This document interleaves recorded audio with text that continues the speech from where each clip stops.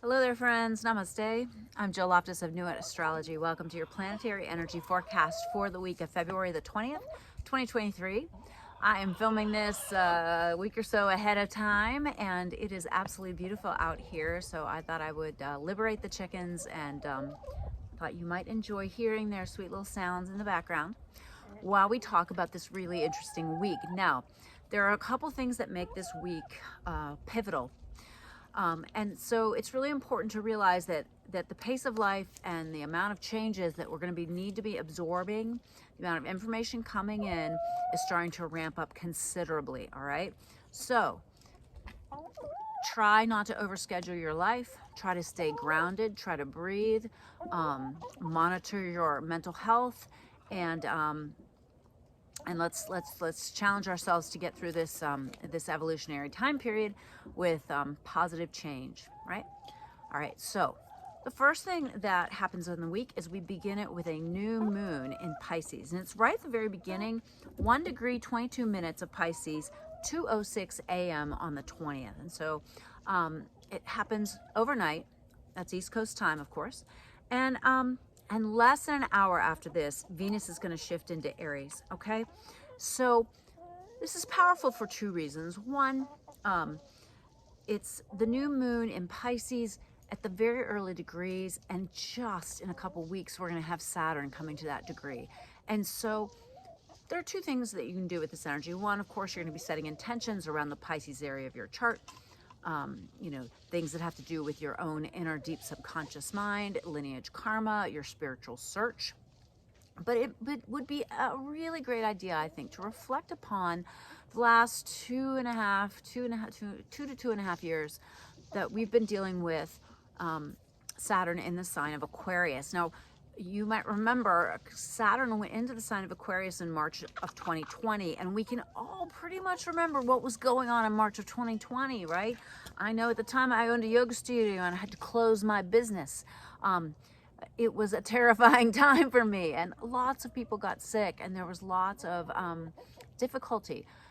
We can see some of the silver linings to that period at this point, but look at that chapter of life between March of 2020 and now, and examine, what are the things that changed for you? Where did you have to mature? Where did you have to work harder? Where did you have to be Saturnian about it, right? So now we're preparing for this shift, and so this new moon in Pisces is an excellent time for you to set intentions around what you want to crystallize in that Pisces area of life. So know where that early degrees of Pisces is in your chart. The second thing that I really want you to focus on this week is that Mercury, which represent mind, right? Communication, transportation, things of that nature, is going to be squaring Uranus. So we have Mercury in the sign of Aquarius squaring over to Uranus in Taurus. This is not going to bode well for communication. This is not going to bode well for technology. And so be prepared for issues around those things, all right? There could be transportation issues. There could be financial issues. Just plain old communication snafus, right? So plan for that for this week, and kind of have your backup systems available as far as anything that you're going to send or do, as far as electronics or even just, mail, right? To pay attention to those types of things. All right. That is exact on the 21st, but you're going to feel it all week. You're definitely going to feel it as the week begins.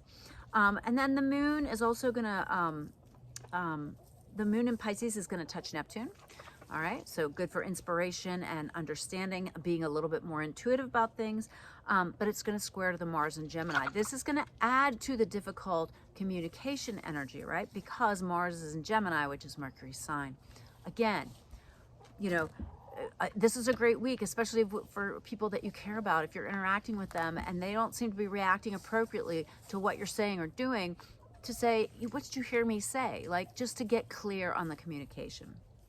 All right, now on the 22nd, Mercury is going to pick up a trine to the Mars in Gemini. This is great. This is going to help. This can help smooth out some of the other difficult angular energy. The Aries moon is going to touch Venus. And I do need to talk a little bit about that Venus moving into Aries at the beginning of the week as well, because that is such a distinct vibe change, right? Venus in Pisces is more like immersive and in love. Venus in Aries is like, give me what I want. It can be really high vibed by with positive, deep sexual interactions, right? It can be great for just really ardently loving something or someone and really feeling inspired to take action, but it can be a little too fiery. And so keep that in mind when if you are really feeling compelled about something Venusian. Realize that, you might want to slow down just a little bit and, turn the burner down just a little bit on the flame. All right. But yeah, on the 22nd, you're gonna have the moon in Aries touching the Venus in Aries, and then it's gonna come together and touch the Jupiter in Aries. So that's some really big, powerful emotions at the same time that communication can be a little difficult.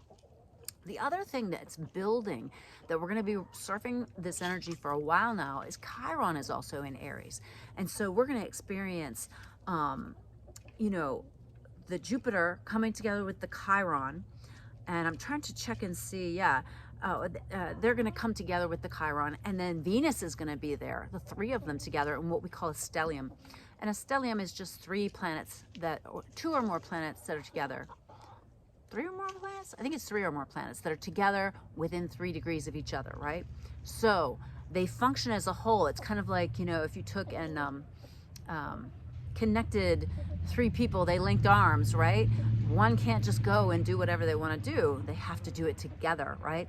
And so this is the symbol that relates to how we feel damaged or broken, where we need to be healed, where we feel like we don't fit in, amplified by Jupiter, the planet that makes things better and wants to bring wisdom and truth. And then Venus, the one that wants to bring beauty and value. And they're all in Aries, who, again, is the ram, right? A little hard-headed. So if you feel that you're being overly about something, chill out a little bit, because you might really be feeling this. But you also have to be sensitive to other people and how they might be really operating from their woundedness and not operating from where they're healed. And so make sure you're operating from where you're healed. All right, on the 24th, we've got the Taurus moon square the Pluto, but then it's going to touch the North Node, okay? So that's kind of evolutionary shift here. The nodes are wrapping up their time with the North Node in Taurus and the South Node in Scorpio. So I feel this is like showing you where you need to make some changes in that area of life. And then the sun is going to trine the South Node in Scorpio and sextile the North Node in Taurus. That is going to be helpful energy and maybe illuminate a little bit what needs to be changed, right? In a positive light. All right. On February 25th, the Jupiter and Chiron come within the 2 degrees of Aries. In Aries, Jupiter's at 11, Chiron's at 13. The precise conjunction is March 10th through the 19th. That tells you how long we're going to be dealing with this, okay? So this undercurrent of healing in the Aries part of your chart is there. It's ripe. It is potent. So pay attention to it. What else do I need to tell you about this week? Oh, on the 26th. We've got really early morning Taurus moon sending a blessing beam over to the Neptune in Pisces, which is good, but it's going to square the Saturn and trine to the Pluto. So February 26th is more like a kind of a grounded day, a day to really think about how you can really deal with your resources, what's important to you, what you value deeply. How can you get inspired to really make those changes so that your value system is being represented, right? And you're really feeling like you're managing your resources well, your money, your time, and your energy. Okay. All right. Well, that is our week. I'm really interested to see what the tarot has to say about this week, because with not just the new moon Aries and then Venus changing signs and then this clash between the mind and technology, this deep Chiron healing phase, it's going to be a more of a low hum. I don't feel like it's, even though it's in Aries, I don't feel like it's going to be as overt just because it's longer. You know, sometimes a longer wave thing like that, it's not as overt. But really look for that opportunity. Where is Aries in your chart? How can you heal, right? There's a great quote, I've posted this before, it's by a guy named Phil Good, and it says, what is it? Doctors study medicine, I'm going to forget it. Doctors study medicine, lawyers study the law, and healers study darkness. So remember, if you have had to heal from something, and we all do, if you've done that work, right? Congratulations, good for you. You will always be initiated to a higher level of it. But know that there's always work to be done, and that you have the inner strength to manage whatever it is that comes up over these next few weeks. Take responsibility. It's one of the key things about Aries, right? Aries like does it itself. And I'm not saying don't seek help, but I'm saying take some responsibility for your own healing, your own goodness. I think that's going to be a major theme coming up over the next few weeks. All right, let's check out the tarot. If you found this useful, helpful, please comment below, and I'll see you next time. Hello, my friends. Let's check out the tarot for the week of February the 20th. Should be interesting. My sweetheart hates it when I say interesting. He's like, can't you be more specific? All right, Isis Lotus Tarot for that week. What does the collective need to know? What are the two possible ways to deal with this week?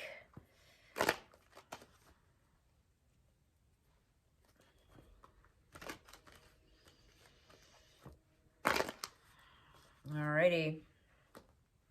Huh. All right, I'm just verifying that this is the stack. This stack, flip this over. Okay, Hierophant, wisdom. All right, wisdom needs to be used this week. Very important. All right. All righty. So we start out with the past. I believe we got this card last week too. This is my Tupac Shakur card. This is something that we've got to walk away from. Doesn't matter how much time or energy that we put into it. Something just needs to be part of the past. The present situation in you, the Hermit, you need to be meditating. You need to be taking time this week to really tap into your own inner wisdom. You know, if you have a bunch of extraneous social engagements this week, I would say this is not the week to do it, okay? Pull back a little bit. The present environment, King of Wands, there's definitely a big Aries surge of energy, right? So this could be positively, this could be taking action. Negatively, this could be anger. So, you know, this is a card that represents the environment. And so you do have to watch about people who are a little bit keyed up this week. We've got that Mercury square too. All right, all of these influences come together and it creates this sense of overburden, this sense of having so much to take on, so much to do. So try to lighten your load, try to delegate, try to put some things down for now. Key card, core of the future, worry.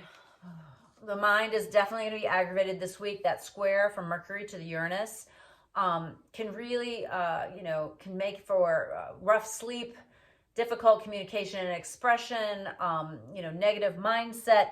Try to use your wisdom to let go of what you don't want to worry about or what you don't need to worry about. If you could spend all night laying around up worrying about something, you know, that is not productive, right? Try to be productive with your mental energy.